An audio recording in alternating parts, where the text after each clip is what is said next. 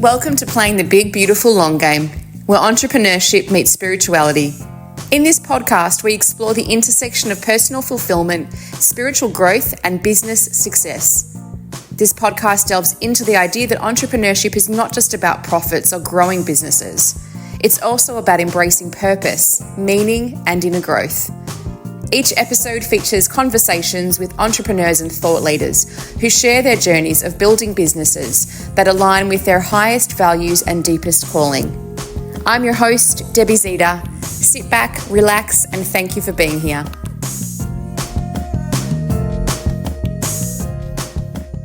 Welcome, beautiful Kelly. I'm so grateful to have you here.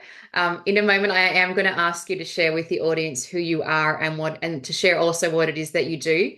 Before we do that, I have to share that you've been in my orbit for 6 years, I think, and we have coached together. We've been friends. You've been a huge supporter of the community. I adore you.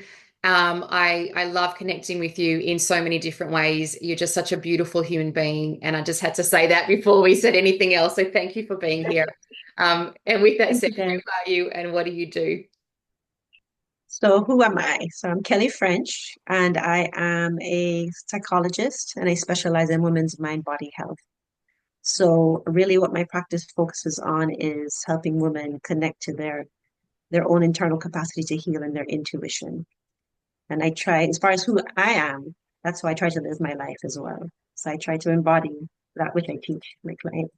Yeah, beautiful. And we can hear your beautiful accent. So let us know, where are you based? Where am I based? Well, I'm based in Florida. That's not where I'm from. Yes. And tell us, please remind me. I do know, but remind the audience. Let us know where Right. originally. Well, I was born in Australia, so I was born in Cairns, and my family's from Jamaica. Beautiful. And how So long were we you in lived Florida? about six. I was about six when we moved to Florida, and then I spent a lot of time in Jamaica, and that's really where my entire family's from, aside from my brother and my sister and I. Gorgeous. And you've sent me over the years some beautiful photos from when you go back to visit and holiday. Yes, It looks yes. Hmm. yeah, so gorgeous. And also you are Dr. Kelly Ffrench because I you do have am, your yes. PhD. Yeah. Yeah. Hmm. I always think it's amazing because I'm technically enrolled in an MBA at one of the most prestigious universities in Australia in Melbourne. And I completed one subject and my hair was falling out. And then I stopped and just returned to my business. So anyone that has a PhD, my brother also has actually a PhD as well, very different area. Hmm. But I always Hmm. like to call that out and just say, go girl, that's amazing to have completed your Thank PhD. you. Yeah. Yeah, yeah, it was definitely a it was definitely a feat of strength. How many years ago was that? And can you tell us what was your PhD on? Yeah, Deb, I graduated with my PhD in 2001. Can you believe it? So Wowie. 24 years this year. But you're only like 35, Kelly. So how can that possibly be? I guess I'm just a child genius. I went to grad school when I was 12. Um, so as I'm saying this, I'm realizing it, right? That this has been a part of my and for much longer as well, because I've been wanting to be a psychologist since I was a child. So going back to what we're touching on, right, about um, how these things can become part of like how you see yourself. Yes. Um, and in terms of, I did my dissertation actually on sexual assault and alcohol use. I did not Yes, know that. yes, yes. So I went deep into a rabbit hole of what increases a woman's chance of experiencing alcohol-related sexual assault, and what increases a man's chance of perpetrating alcohol-related sexual assault. Oh my goodness. Okay. And I'm like, so, yeah. wow, we so need to either have a whole other podcast about that Oh or my goodness. and I Don't ask get me you, like, started. I I know could go because on for hours. we were talking before we hit record actually about sort of Yeah, trauma and abuse, just as a side note, yeah, because there's so many, women that we know through our practices and our friendship circles and our, acquaintances and colleagues that so sadly have been through some kind of abuse or trauma. And because I absolutely. feel like there's more of us than we realize, or more people than we realize. And as we start to come to terms with different things that may have happened along that journey, it's realizing that that's actually not okay. And then how we can kind of, voice that and stay empowered and stay, feeling safe in the world, feeling emotionally regulated, still have our hearts open. Because one of my things in recent times has been, well, has my open heart been too open? Is it too kind? And I know spiritually that's not the case, but it's Yes, yeah, recognizing, that there can be a beautiful feeling of bliss and transcendence, but that doesn't take away if someone's touching you inappropriately, speaking to you inappropriately, that you can't just go, in your mind and in your body, whoa, hang on, this is a beautiful energy, but back off, buddy. Actually, no, so it's right. recognizing that. Yes. Yeah. Yeah. And Mhm. let's stay here because the energy is so strong and I'm feeling it to just go with it. And as you and I both work intuitively, and so many of our listeners do as well. Sure. If you can Hmm. think back, is there like one key learning or something that you can remember from your thesis and from the research that stands out to you? Absolutely. So I think there's two things that really stood out for me. One is I did a lot of, the background literature review, and there's really a thought that, most women have experienced some form of sexual coercion, right? Which is basically persisted efforts despite after the first negative cue. So if a woman says no, or she pulls away, or she asks the person to stop and they persist, it's now considered sexual coercion. So it's rampant. Most of us have experienced that as women. Wow. You're right. So the percentage is quite high. And then depending on how you define And assault, that I aggression, have to say from my own personal experience, I'm literally yeah. thinking, oh, isn't that just men? And that's so sad. But that's the other part. Yes. So this is actually an extension of traditional gender roles, right? So women are socialized to be the gatekeepers, to be polite, right? Men are socialized to be the pursuers. And then when you involve alcohol, depending on how you believe alcohol affects your behavior, and this is the other thing that really struck me. What increased men's chance likelihood, or what predicted men's likelihood of perpetrating sexual assault, is how they felt about women, so their attitudes towards women, and their belief that alcohol made them more attractive, more aggressive, more charismatic. But for women, what increased their chances of becoming victimized, being a victim of sexual assault, is simply circumstance. So Right. it's number of consensual sexual partners and number of weekly alcohol intake. So a woman, just by living her life, right, and choosing, making choices that are right for her and living her life and being in the world, increases her chances of sexual assault. So it really struck me that beliefs don't really impact a woman's likelihood. It's Circumstance. simply just living her life. Yeah, it's just, I'm yeah. The more like, she interacts with men and the more she drinks, it wow. puts her more at risk. It's I'm like so much so like Kelly. Okay, so Mhm. um I don't drink, right? I'm a meditation guide. I channel the Akashic records. My body's really sensitive. It took me until I think 30s or even like closer to my 40s. I think I even did an Instagram post on this actually. I actually become quite physically sick, even just from like a few sips of alcohol. It's just how my body is. Mhm. But I almost Mhm. feel like I'm naturally open-hearted. I'm a naturally kind woman. I want the best for everyone, everything anyway, very much in that kind of role, always have been. And then the conditioning of, family and society and all of that stuff. But it's almost like I'm just thinking of this almost toxic combination of a woman who does drink, your barriers come down. You feel it's exhilarating to drink, like when not for me clearly because my body can't cope, but I know that Right. feeling of exhilaration. And it's like what an interesting cocktail of circumstances, of energies, where you've got someone who, let's say a woman who's just wanting love, wanting to feel empowered and to feel free and to express herself, and then you have a man who's Absolutely. playing the role of, wanting to court and feel like a man in the way that the world is. And then you add the alcohol, and we're not even talking about seduction or predatorial behaviors right now. Now we're just talking about like the usual male female dating kind of Right. stuff. right. And Yeah, a couple of qualifiers that this was a college student population 20 years ago. So I'm not current of on course. I'm not current on research or like beyond that setting. Yeah. No, no, and I'm I, going and to I, assume though that much hasn't changed. I was going to say, and I'm so glad that you mentioned that. And we absolutely, whether you would have, I would have said, please remember also that this is 20 years ago and things do change. And I'd be so Yeah. surprised if we could access, I'd be so surprised if it actually has changed for the better or the worse. I'm really curious to see if we can find the research Mhm. on this. Yeah. Because it's just kind of wild. I don't know. I can only go by what I see online, and I definitely can see 20 something women are very empowered. And I think that they have to be now because of what's happened Yes. historically. Mhm. But then also, I've got a son, and I want my son to be in the world where, and he's a good human, he's a decent, beautiful boy, man, and I want him to be free to be himself in the world as well. So it's just so fascinating.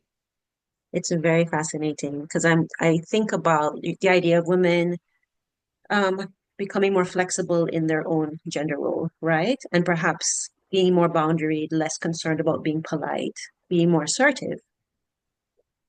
What can happen is when someone when someone in a position of social power is with someone who's breaking the rules and violating these social contracts, there may be an overcorrection that we see, which I think, in the US, we're seeing some of that now in terms of the the overt racism and the overt sexism that we're seeing politically.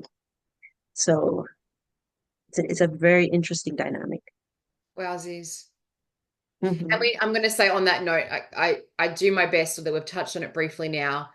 I touch very briefly from time to time on politics as well. I want the listeners Hmm. and the watchers to know, the Heart Centered Way is such an inclusive community and respectful of everyone with varying opinions, whether they differ politically, socially, economically, spiritually, because I feel that part of our platform and my role with the community and with my coaching practice is also to be able to have conversations that are different, but they're doing it in a way that's really kind and respectful, coming from a place of open-hearted, open-minded curiosity, because that's the Hmm. only way that we're going to change things. I agree. So, Yeah. I may agree with Hmm. you politically. We haven't discussed it. I think you and I probably share quite similar views. But again, if anyone's listening and like, no, it's great because, please keep that view, but just, yeah, keep an open mind and open heart to our, Absolutely. Yeah. yeah. Yeah. And And I'm likewise, absolutely expressing an opinion. Yeah. totally, Hmm. totally. I Hmm. would love to find out, Kelly, can you let us know? So switching gears, and that this might kind of thread through it as well, but in your current Hmm. day practice and supporting clients, do you support predominantly women? Is it men and women? I do. And how do you Yes. support them? My practice primarily focuses on women's mind-body health. Yes. Um, and I believe it's an extension of this research and just really feeling very passionate about supporting women and helping them feel safe in their body, helping them feel safe emotionally, spiritually, helping them connect to their own internal sense of personal power, which I think is key to connecting to a sense of safety. So I think it's definitely a reflection of that. And I do work with men, of course. I absolutely do work with men as well. Just if you look at my website, it's very woman centered. I Yeah. have a I have a very clear message and a very clear vision. So I don't attract a lot of male clients, but I'm always happy to work with any client that's a good fit that I believe, and we're able to connect and work together. I'm going to say this, and we'll see what comes out here. But I've done a lot of Mhm. podcast interviews and been around in this space in terms of just human behavior and chatting to people, connecting people. Just this is, I've been doing this all of my life in some way, shape, or form. And I think, first of all, there absolutely has to be men's only places as well, because I genuinely meet men who they want to behave differently. They want to shift the culture. They want to feel like they can be a gentleman, but yet still be, not aggressive, but assertive, because that's how males operate. It's part of the hormonal profile and how you're supposed to be. And I do know that with the rise of including ours as well, which I can share briefly why that's been the case, but female only communities, women in business, female Mm-hmm. networking, psychologists that only work with women.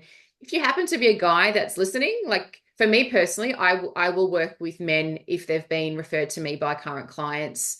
and or they've been referred to me by someone else that I trust, a friend or an acquaintance. Sadly, from my own experiences personally and professionally, I cannot and will not work with a male just from the public. And it's not because my heart's not big and I don't want to, and I don't see the men, and I don't see the need for it. It's because I have to protect my own energy and give back to where I feel emotionally safe. And it's part of why in this platform, I want to share that if ever you meet a woman that's like, no, I can't work with you, it's possibly, I can't speak for every woman, I'll speak for myself and those like me, but it's possibly because we're doing that to keep ourselves feeling safe and protected in a world that has sometimes not always protected us. I think that's very well said. Yeah. And I think that, um, like you, it really it's going to come down to when we speak with a client, when we have that consult, right? So what's happening for them? How do things align? Do we believe that we can be of service to them and offer them value? And are they in a place where, they're interested in receiving it? My work is pretty specific. So it's not going to be any therapy client that's interested in the work that I do. But I would absolutely be inclusive to anyone who is, who's a good match, who's a good fit. Yeah, it's so interesting. Hey, there's the goals for our own business, and then there's the goals for us personally and spiritually. And yeah, it's taken me, and I'm coming into kind of really 6 years of this specific role and refining the community and my own programs and how everything works and being inclusive, but still being able to, you know, grow and scale my own business. And yeah, it's Mhm. a beautiful, wonderful, crazy, wild ride when there's so many different facets involved. Um, can you share with us, Kelly, I guess being general in nature, because a lot of the work we do is very private, and you and I both hold privacy as a really high value. But your favorite client of any time, a woman that you've Mhm. worked with that you just go, oh, Right. and I've got someone in mind, and I think we're both probably thinking of the same person. But someone like, and how did you help her? What was the start? What was the middle? What was the end? Mhm. I would say my favorite clients have been women who they may be dealing with like a chronic health issue, for example, and who are functioning relatively well in the world, but they really want to get to the bottom of what's happening in their life. They want to understand the root of what's happening, and they want to understand how to get to that next level, right? So they want to thrive, they want to feel powerful, they want to expand. And they understand that because everything is connected, that talking about something is very helpful, but you also have to understand what's happening in your body, what's happening for you energetically and emotionally. And all of those things are connected. So it would also be someone who is open to doing that type of work, who's open to doing energy psychology Yeah. and believes it could be helpful, or is Yeah. at least willing to give it a try, and is Beautiful. curious about it. Yeah. And there's more and more, and we're going to see more and more people gravitating towards Mhm. that because we're in such interesting times. And luckily, for us and for you and for me and the Mhm. listeners, this podcast is the crossroads between spirituality and entrepreneurship. So, and spirituality can mean many things, and we'll in a moment we'll go into the six selves and what spirituality might mean for you.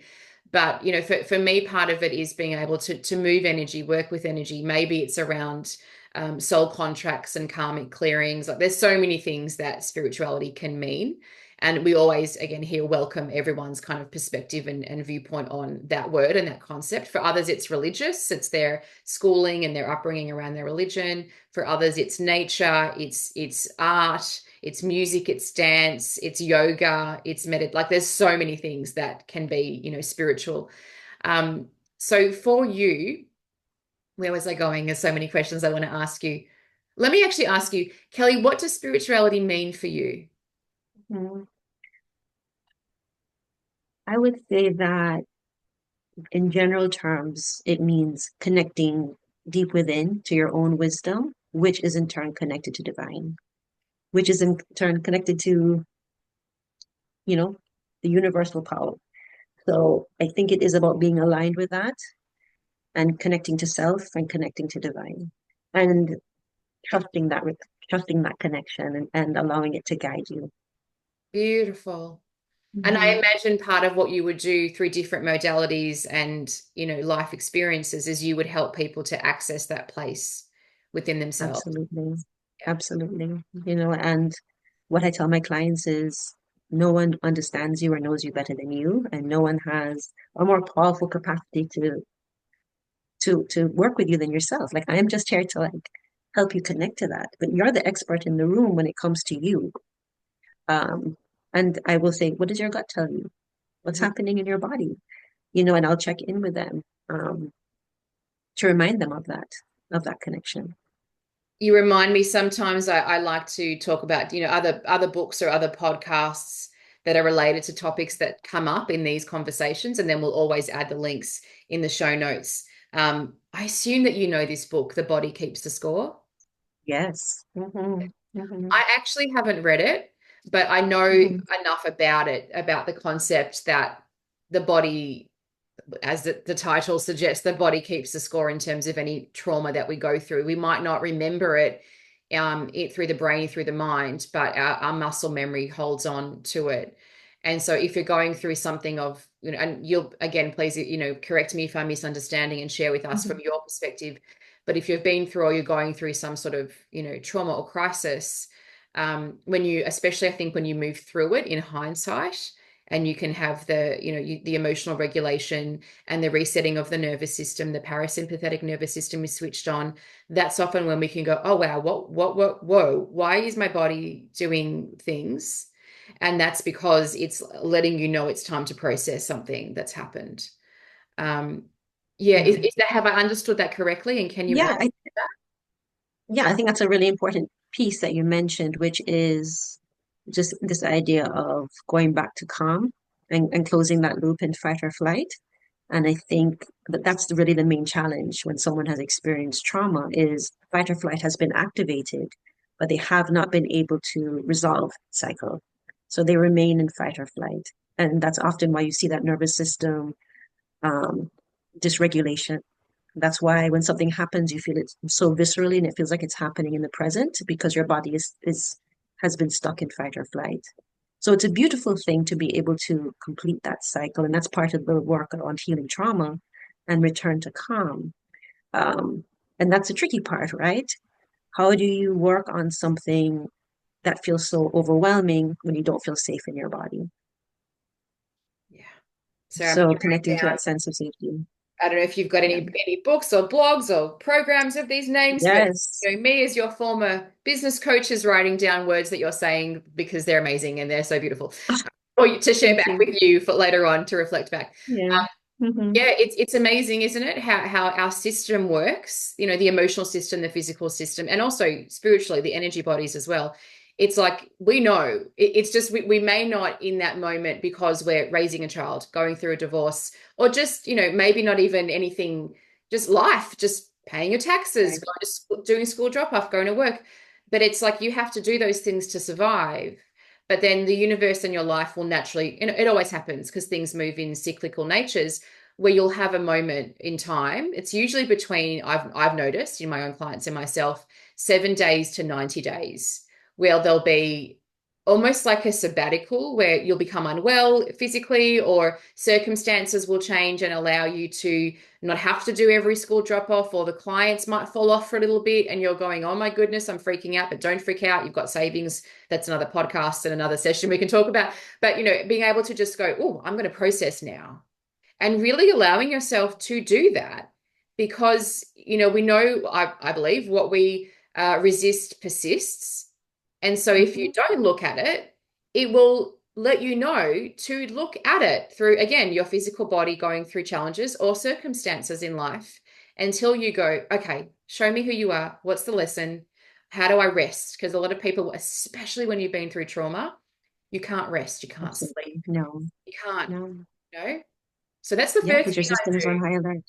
Yes. And that's probably what you do too. Often the women that come to me will be overwhelmed and stressed in varying degrees. And that was how the Monday meditations kind of, or one of the many reasons of how that started, was because it was like, let's just all breathe and just be together. We know it's safe here. We're all online, different parts of the world.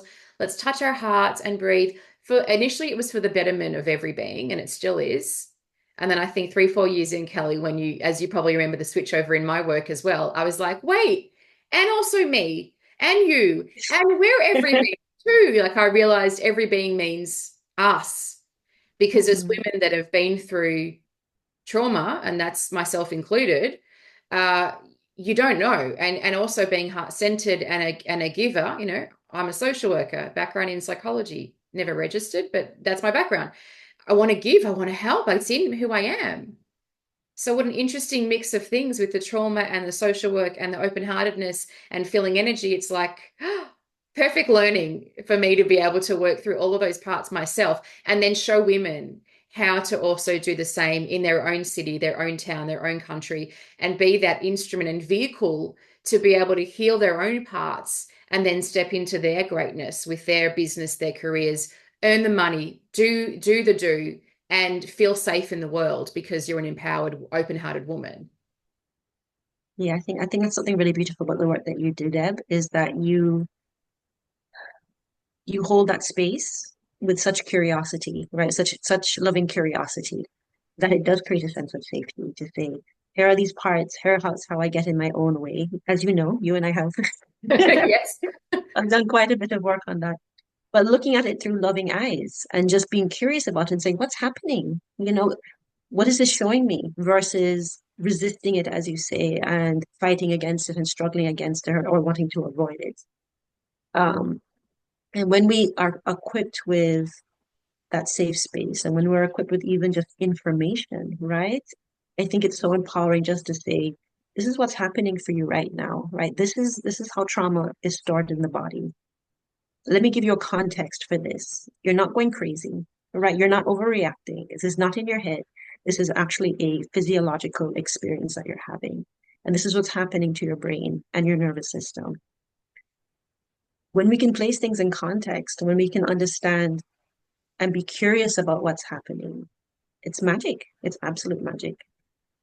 Because that's the starting point to transformation, isn't it? It's just, it's okay, I'm safe here. It's that resetting, resting, and then processing. And it feels magical because it is magical. But it's also so simple. It's sleeping and eating and allowing the body, like I look back now and go, it Mm. was just a nap and a meal. No, it was like in those moments of trauma, I couldn't eat, I couldn't process my digestive system, all that stuff Right. was, that's why we know about the, gut health, and that's the third brain because there's such a Mhm. deep connection there with the microbiome and the way that we function in our stomach region from a science perspective, but also that's also energetically that's our power center, that's our life force. And when you Mhm. go through again trauma or something that happens, that gets compromised and shut down. So that impacts your decision making ability. So how can you, be a present mum, grow a 6, 7 figure a year, 8 figure a year business? How can you, unless you sort Right. out that stuff first? Yeah, in an ideal world, right? Yeah, And a lot of us are doing it at the same time, and usually and we and doing are. our best. Yeah. Yeah, And then yeah. it's, And I think, oh, go ahead, please. oh, I was just going to build on what you were saying, which is what happens too when fight or flight is activated is because our bodies don't feel safe, we disconnect from our body. Yeah. So with what you're saying too about just saying, am I hungry? Right? Let me feed my body. Let me rest my body is so beautiful because you're almost befriending this body, in which we often don't feel safe in. So much to share. And yeah, from the ages of I think 3 to 37, 38, I can safely say I went through so much trauma that I disconnected from my body every day. And at the same Hmm. time, I was also being amplified with psychic and mediumship and energy healing and clearing and the Akashic records. And Wow. so I went through, it's very safe to say, two, you know, they would be called nervous breakdowns. But then through many years of therapy, I've unraveled and unwrapped. And thank God our world is more receptive also to energy and to Mhm. five-dimensional living and conscious living, which was part of what COVID did. And we are polarized here because there are some people that have no idea, but you're probably not listening to this kind of podcast because you would not be called to listen and click on to something called Playing Big or Playing Beautiful if you didn't have some kind of an awareness of that space. But yeah, I remember going to, healers and things, and they would say, you're not in your body. And I didn't know what that meant. And then, yeah, coming into late 30s and early 40s. And seriously, food's amazing. Like maybe I'm a little bit too loving of food now. I'll kind of, find my balance this year a little bit, but, go for a few more walks. But also, I'm loving that I'm like, oh my God, food's amazing. It's like, Yeah, yeah, you're connecting to those senses. Yeah, oh, that's wonderful. yeah. But, and I wanted to share, I guess, because like to shine a spotlight that, if I've been there and I haven't even really shared, I did share on the masterclass that was in our, private community. So for anyone who's interested, like, I think I want to know more, just reach out, let me know. I don't share things that, openly on the podcast. But yeah, if I can, and there were some really scary moments there, then anyone can as well. And there'll be people listening. And I always add the 1-800 respect for any of these kinds of conversations and anything that's particularly in Australia. So hopefully if anyone's based in Canada or America or wherever we have listeners, please Google or use whatever search engine you have to look up local supports in your country and place. If you get to the point where you can't, because unfortunately you're in a country or a place where that doesn't exist, reach back out to me and I'll do the best I can to try and direct you, because we have women, over 100 women. It's probably much more now, actually, a few hundred women. And we've had touch points with 7 different countries in the last 5 years, which is actually pretty amazing. Wow. So Yes. while building my own 6-figure a year business and healing my own trauma that was significant and from childhood and beyond, and activating all of the spiritual, energetic activations and learnings and lessons, the building of the 6-figure per year business, still raising a child. Yes, there's a lot. And I know what I was going to share. And I'm so sorry I'm talking so much, but it's because I love you and I feel so safe to talk around you, Kelly. It's like, no, it's become the Debbie podcast rather than the Kelly podcast. So I might have to get you back again. Um, but, we also have women who are earning a lot of money that might be fooled into thinking, oh, I've worked on all of this stuff. I've done all of that trauma work. But I want to say, if that's you, my love, if you're earning, 750K per year, and I do talk figures because we're business owners here. But if you feel like, as I'm speaking, there's something that's like longing or opening or feeling something, I'm going to say that's probably an invitation to do some more work. And it may just be listening to the podcast and you can leave it there. But it may also be reaching out to me or someone like me to go, I think I actually have some more work to do. And I'm actually about to publicly launch, which I've run for years, but a Selves immersive program where I do actually work with women who have been through something and they're operating from that very kind of high level, and they've already seen a lot of healers and psychologists, but there's still something that's not quite right, to be able to spend that 12 months almost like a sabbatical with me to go through these different areas of self where there'll be clearings and guidings and channeling. And it's a big Um, investment. It's, yeah. it's because it's the exchange of my time and my gifts and what I've been through. And if you're at the level where you're earning that kind of money, the exchange will be very fair. But it does 2 things, in the fact that it helps to support me as a 6-figure a year woman business living in Melbourne, Australia. And there's a certain level of income that you need to survive and grow a business in Melbourne, Australia. That's why I always talk about countries and different currencies, because it's different for everybody.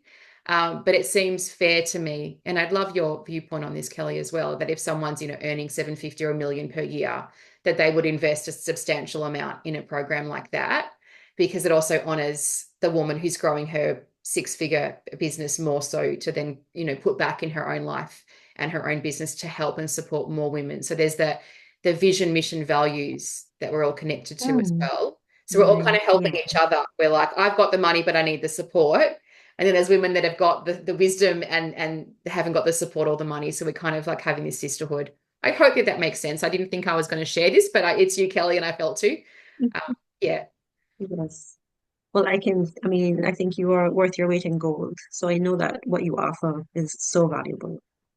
So I'm happy to hear that, that your clients recognize that and they're willing to, they're willing to like invest in that.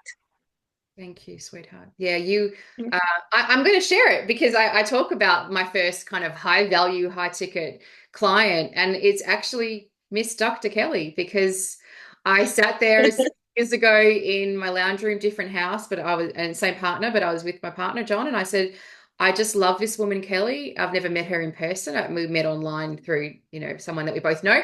And I was like, I just know I can help her. I don't know how just yet.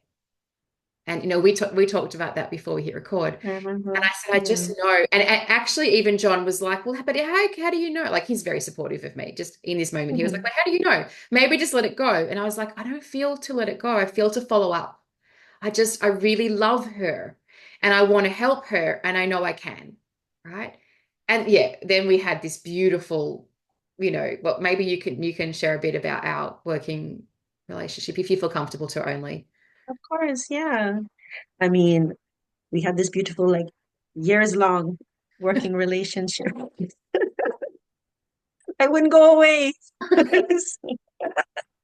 We joked about a I, lifetime package for you. I And know, I was I like, yes, we know. can do it. And then we're like, well, that's like your whole salary for the year. So, right. I should probably, spend my money on other things. Yes, yeah. But I mean, and really, when we met, it was like this initial goal of working on my business. And as you know, it became very obvious that whatever stuckness I was experiencing in my business was just reflected in every other facet of my life. And, you were very willing to pivot. And we spent a long time working on relationships and all these other areas where I felt extremely stuck and stagnant. And my business was changing as we were doing that, right? And how I was showing up for my clients was changing. And then when we really focused on my business, that's when things really changed, and you really helped me get very clear on what I wanted to do and how I kind of want to show up for my clients and how I see myself and what my passions are. Um, and you helped me work through a lot of blocks, and work is never done, as you know, for any of us. So it's still a work in progress. But you really helped me break through a lot of what felt like very thick walls in terms of asking for what what I had to offer, what was worth selling with my clients, beliefs I had about money and healing and all of that, right? As many women, also as many healers, they struggle with that, right? Just asking for that exchange of money for healing work. Yeah. So yeah, I think it's safe to say we covered every possible topic. Yeah. And we had so I much don't fun. think there's any stone unturned. No, everything was discussed, everything was refined, Mhm. and we went back and reflected. And I'm thinking about, all these years on for you, what was the biggest, transformation, do you think? Mhm. Two things really come to mind. One was we had created a package, and it was time for me to like have the sales conversation. And I was like, oh, well, it's not a good time. Maybe next time. I remember you were like, listen, next time we meet, I want to hear that you have had this conversation. And I needed that kick in the pants so badly, right? And I was like, well, she means business, so I better do it. And what it really showed me too is that, and this might be true for everyone, but I know it's particularly true for me, is that if I believe in what I am selling, if I believe that I am truly and honestly offering something of value, the selling takes care of itself, Yes. right? If I am just focused on, I believe in this and I actually believe can have an impact on your life, then it doesn't become about trying to get the sale. It becomes about meeting that person where they are and having that honest conversation. So that was absolutely transformative. So cool. Um, yeah, absolutely. It's something I still take with me today. Yeah, amazing. Yeah, so it's something that really made an impression. And as you're speaking, it's like I'm thinking just also about myself and that, I'm obviously very loving and very kind-hearted. That's part of my personality and the nature of the work that we do together. But also because you are paying me and you were paying me, it's a substantial amount of money. I have a duty of care to play my role and also be, a bit tough love. It's very interesting, this world that I'm in, which is in between this soft and gentle and very heart-centered and activations. But then, hey girl, like, did you make that phone call because you need to get some money in the bank for yourself? and that needs to Right. happen by, by next week. Okay, it didn't happen. Okay, it has to happen by tomorrow. So really holding you accountable in that space. And then you shifted. Like, I remember how you would message and be like, oh my God, she said yes. And like, and then that would, she repeated it and she said yes again. And it kind of Yes. evolved from there. And it also evolved my business, because then now, that program that I was working with you over all those years, I realized, oh my goodness, there's now step 1 to 10. And so now I've got that pretty much fully automated as well, where I can then step away and deliver the modules and the content from what I learned through our interactions and my interactions with other clients at the time, to then go, okay, that's an automated program, so I can go and do other things.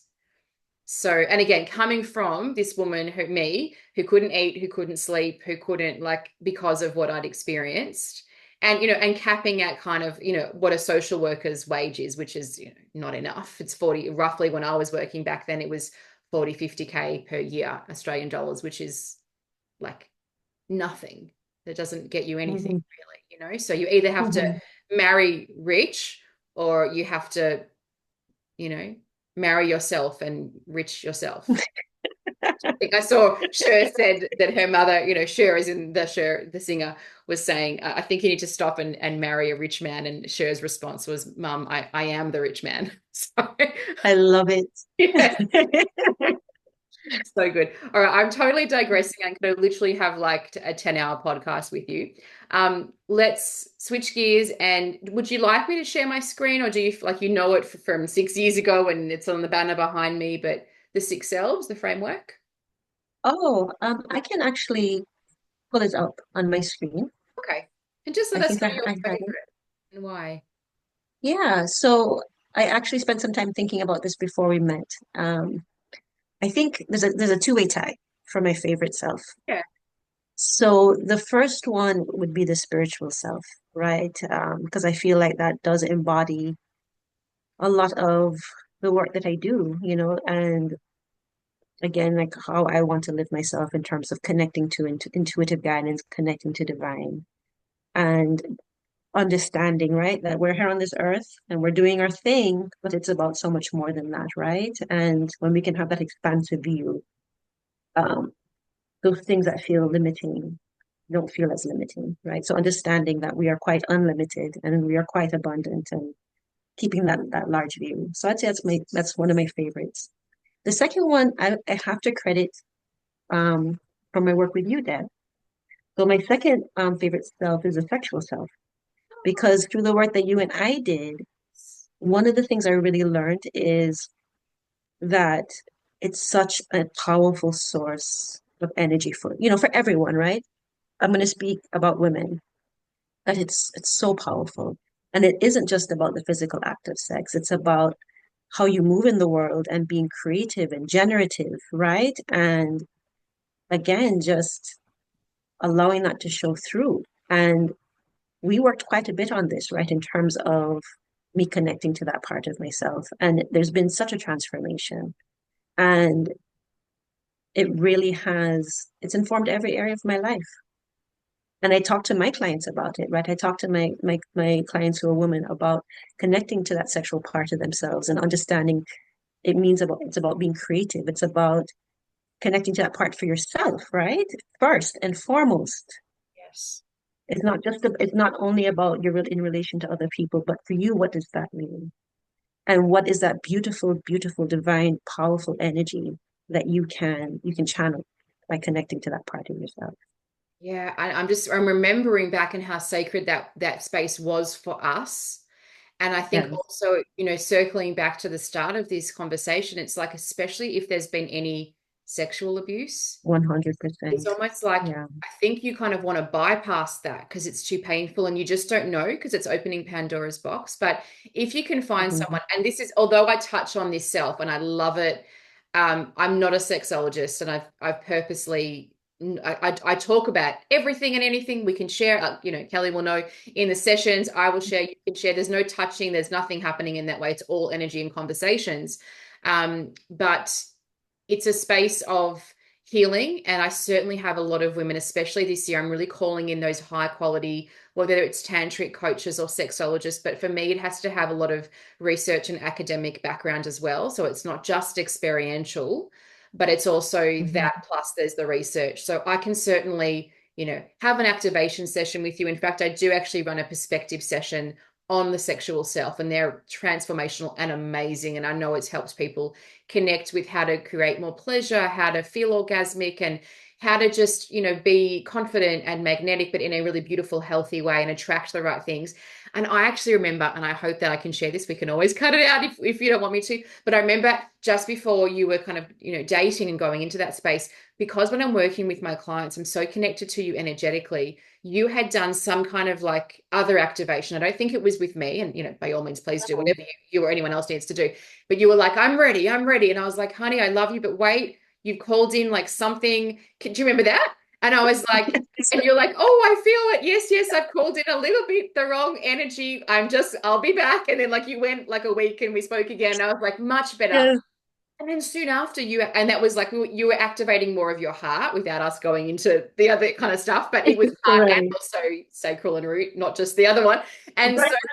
so, as in sacral and root chakra, careful of my words. But Mhm. then I don't know, a week, a month, like not that long after you met your current beautiful life partner. I think it was probably within 6 months, There was a so bit of time. It wasn't that quick. there's a bit of time, right? And Yeah. of course, knowing me, there's always a deliberation process that has to take place. I have to think about things for like 6 months before I act on Okay. In them. my mind, it That's was my like a my month. general time, right? But it was absolutely a shift, and that was hilarious. That whole thing was so hilarious. But yeah, I mean, I think it really did make a difference. And again, going back to this idea of stagnancy and moving energy, as you and I worked on all these different areas in which I felt stagnant energetically, my income each year increased. So I could actually map the energetic shifts that you and I are working on financially. Thank you thank you, because it was very clear to me that was actually the Yes. first activation piece just before I actually hired you or you hired me or we hired each other. And that was a substantial, like from memory, and I'm sharing it for the business aspect and the listeners here, but it was like a 4.5, 5K package. And even if we're talking US or Australian dollars, which yes, there is a difference, but in either country, that's a substantial investment. And that was me coming from, I'd done all of that work, but I would charge in sessions and do it in this and then, or I would do like that amount, but then give the kitchen sink and everything with it, which is what you don't do when you're doing a high value, high ticket offer. You give what they need that's valuable, and then you free yourself up to go and be able to work with other clients and do other things as well. And just previous to that, I'd met my beautiful partner. I'd felt very safe in my body. I'd been on my sexual activation post divorce journey to find my own pleasure and not have it just be, although it's beautiful and I love him, but my body is not only a womb for my child, my body is also a sacred place of pleasure that deserves to be nourished and cared for by myself if I choose to, with another if I choose to, and however and whichever way I choose for it to be. And me claiming that and saying that feels so good. And I also feel, and I don't think you're going to mind, but I feel like there's at least one, if not a handful of women listening, possibly men as well. I have no issues, whatever your gender preference, sexual preference, no issues. Go do you, whatever you need, whatever feels right and true. I'm going to read out the definition because I feel to, and then I'm going to move us into your last question. I'm just checking I've covered your face on the screen, Kelly, but do I have a thumbs up from you? Is it okay if I do that? Thank you. All right. So the sexual self forms the part of us that is equally open to giving as it is at receiving. It has accessed a place within where masculine and feminine dance rhythmically, and it has a continuous flow of creativity that infuses a magnetic quality, drawing resources in the form of people, finances, and opportunities, almost as if by magic. The meditation question you can ask yourself is, who would I be in the world if I gave myself full permission to express myself unashamedly? I would encourage you as the listener or the watcher, go back, listen again to that a second or even a third time, because my tone, my pauses, there was an energetic transmission that takes place when I'm speaking, especially when I'm speaking this framework, because it was divinely channeled. And I also change the words and the pauses depending on who I'm connecting with energetically, based on what your soul signature and soul contract needs to lift and heal and protect and move through, while also there's a lot that goes on, activating your heart in a beautiful way. So I can only do it a little bit in this format. If you love it, come and find me and join us for some of our other sessions. But back to Kelly, can you let us know, lucky last beautiful question, and thank you for being the beautiful Kelly that you are. Can you see, listeners and watchers, why I love her so much? Kelly, what advice do you have for others who are creating a business that serves both the world and their heart? Oh, goodness.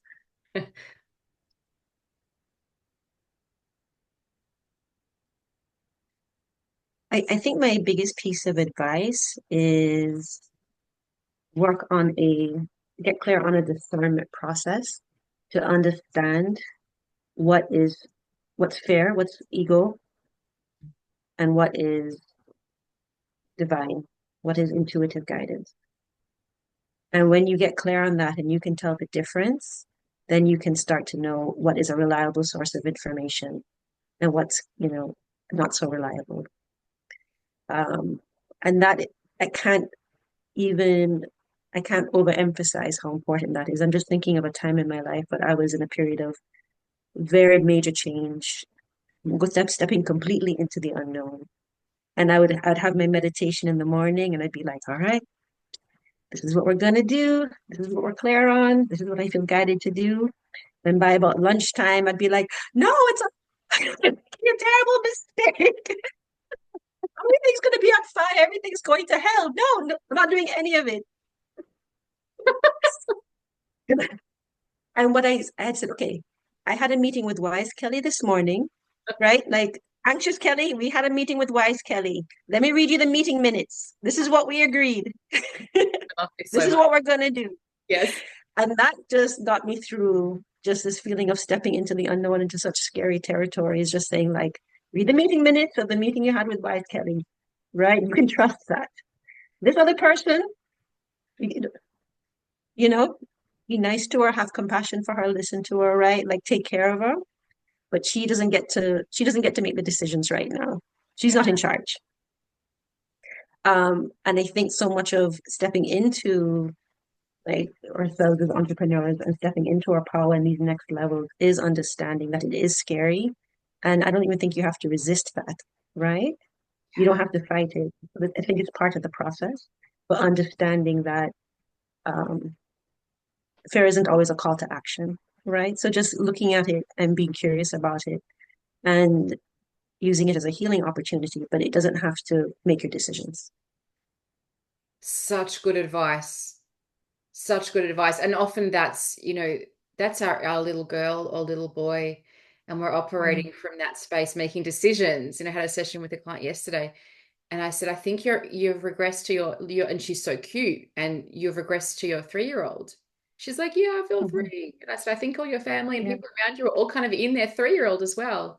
And someone has to be the adult, but often we don't know that, because again, like we're talking about the men and women and the dynamic, it's like if we're all kind of, or if most of the world's operating from their inner child, it's like we're making decisions with 3-year-olds, yeah, 5-year-olds, 6-year-olds, until we go to right, therapy, go to coaching, go and do something to heal that part of you. So you're operating, sometimes we operate from our 16-year-old, and you and I both are raising teenagers. So, like maybe we bypass that and go to the healthy 25-year-old and beyond. But it's a journey to get to that hmm, place. I love the absolutely, wise Kelly, but because I know I can relate to that. Like, what happened like this morning? And that's why I love it. Remember, read the minutes from the meeting. Like, here it is. Yeah. Are we good now? Have you had your coffee? And okay, let's keep going. Yeah.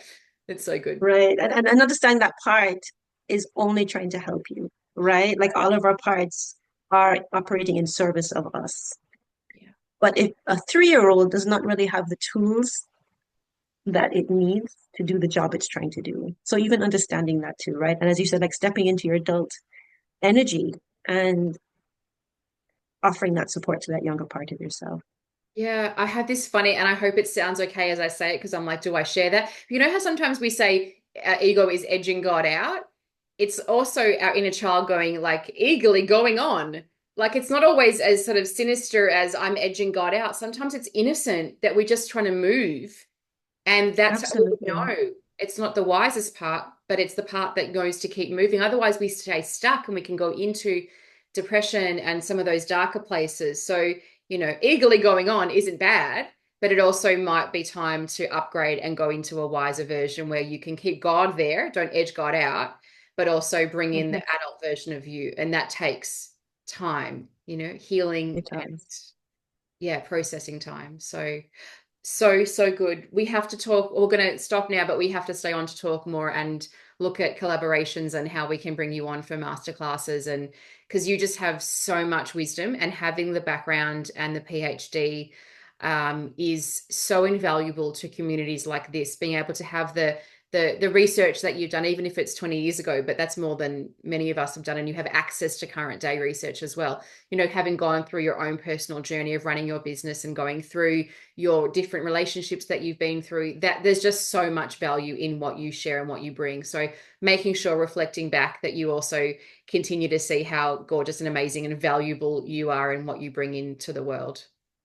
Yeah. Thank you. Thanks, Deb. So welcome. Thank you so much for being here. Thank you, thank you, thank you.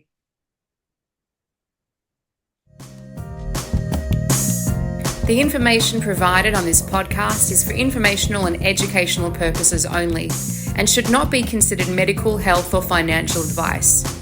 Always consult with a qualified health professional or financial advisor before making any decisions related to your personal health or finances.